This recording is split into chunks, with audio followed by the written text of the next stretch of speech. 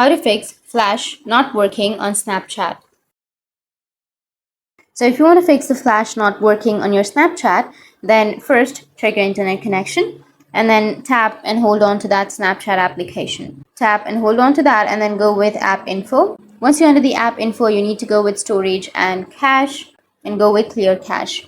Once you've cleared your cache, now you need to go back and then you need to open up your Play Store. Once you open up your Play Store, go with the search and search for Snapchat. Once you've searched, if you have any updates, then you can simply go and update the application. Once you've updated, your problem might be fixed. But if that doesn't, then you need to open up your Snapchat. Go with the upper left, which has that profile option. Go with settings, which is on the upper right. And then scroll down, and here you will have an option of clear cache. Tap on clear cache and then continue. And wait for some time till it clears your cache. Once you clear your cache, then your problem will be fixed, and after that you can restart your device. Simply press and hold on to that power button and then restart, and after restarting your problem will be fixed. So that's how you can fix flash not working on your Snapchat, and if you have any questions, feel free to comment below. Thanks for watching.